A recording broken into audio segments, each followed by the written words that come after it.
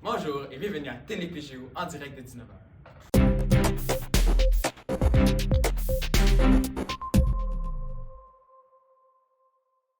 Ce soir, nous allons recevoir un neurologue, Vincent Vialou, et un travailleur social, Michel Catin, pour nous discuter de l'abus de la consommation de drogue et d'alcool chez nos jeunes.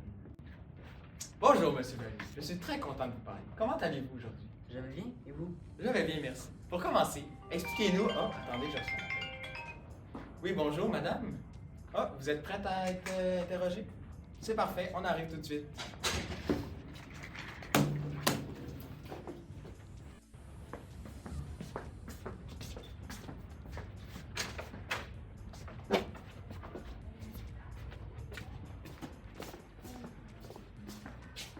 Bonjour, Madame Stéphanie Bonjour. TS à l'école Paul-Germain Estigui. Comment allez-vous? Ça va bien, toi? Très bien.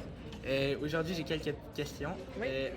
Est-ce que vous trouvez qu'il y a une hausse d'élèves qui sont en consommation à l'école, puis qui rentrent dans votre bureau pour en parler? Oui, ben c'est sûr qu'il y a une hausse si on regarde les dernières années parce qu'on en parle plus aussi, c'est plus connu. On a aussi plus de ressources pour nous aider. On a un intervenant à l'école qui vient aider les élèves justement spécifiquement pour ça. Fait que c'est plus connu, mais les types de drogues ont changé aussi. Fait que c'est des drogues un peu plus dures. Peut-être qu'on voit que dans les dernières années, Moins la cigarette. moins la cigarette, c'est vraiment plus les drogues comme le pot, etc. Mais oui, il y a plus de. Je dirais qu'il y a plus de cas qu'avant là, dans mon bureau. Puis est-ce que vous avez une petite histoire à raconter si vous êtes à l'aise? Oui, ben en fait, c'est ma collègue là, qui a déjà eu une élève qui est arrivée dans son bureau en psychose toxique, là, qu'on appelle, parce que dans le fond, l'élève avait consommé du pot et probablement autre chose. Ce qui a fait que ma collègue n'a pas eu le choix d'appeler l'ambulance pour venir en aide à l'élève parce qu'elle était plus consciente de ce qui se passait. Et c'est ça, fait que ça peut arriver quand on est sur dose de consommation. Là.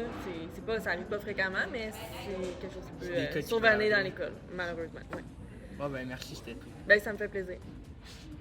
Je m'excuse de vous avoir interrompu, Monsieur Vialou. Revenons à ce qu'on discutait. Expliquez-nous maintenant l'effet de la drogue et de l'alcool physiquement.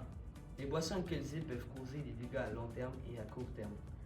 Ils touchent souvent les organes vitaux comme le foie, le cœur et le cerveau, ce qui réduit la capacité de la régénération du corps.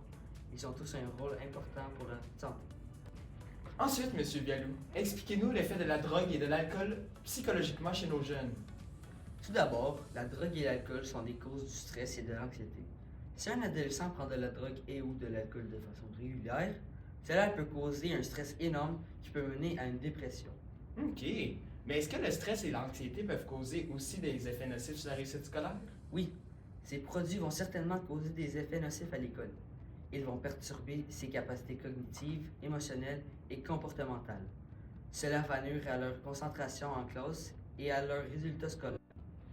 Cela peut-tu aussi nuire au niveau professionnel? Bien sûr, si l'employé est sous influence de ces substances, sa productivité va diminuer. De plus, ses relations scolaires avec ses collègues, clients ou supérieurs vont être plus compliquées. Finalement, l'employé concerné va avoir un comportement inapproprié, comme avoir des absences répétées. Le neurologue Vincent Vialou, merci d'avoir pris le temps de nous rencontrer. Au revoir. Au revoir, ça me fait plaisir. What are the principal consequences of consuming drug and alcohol? Consuming drugs can lead to anxiety and depression because it can touch the dopaminergic system, which is the system that controls the pleasure emotions. There is a dependence risk because when teenagers consume drugs, it procures them a sensation of pleasure. So they always want more to produce this sensation, which leads to an addiction. Bonsoir, Monsieur Catin. Bonsoir. Comment allez-vous ce soir? Je vais bien, vous? Je vais bien. Bon, pour commencer, parlez-nous comment on peut sortir nos proches qui souffrent de la dépendance à ces substances. Vous pouvez les aider en parlant de leurs émotions, comment Ok. ils se ressentent. Puis Parfait. ben, vous pouvez les encourager à arrêter en leur donnant des plans ou juste à aller discuter avec les gens qui sont proches pour eux. Mais, Monsieur Catin, est-ce qu'il y a des sites ou des organismes qui peuvent aider? Oui, il y a plusieurs ressources. L'école en propose énormément, comme la Maison des Jeunes, qui se retrouve dans toutes les villes, Granby, Saint-Césaire, toutes les villes qui ont un établissement scolaire. On retrouve aussi beaucoup de ressources dans les écoles, comme les professeurs, les psychologues, des TES, qui sont spécialisés dans ça. Ben, c'est parfait. Ouais. Eh bien, merci, Monsieur Catin, travailleur social en addiction. Merci! C'était tout pour TéléPGO en direct de 19h. On se retrouve pour une prochaine émission. Bonne fin de soirée.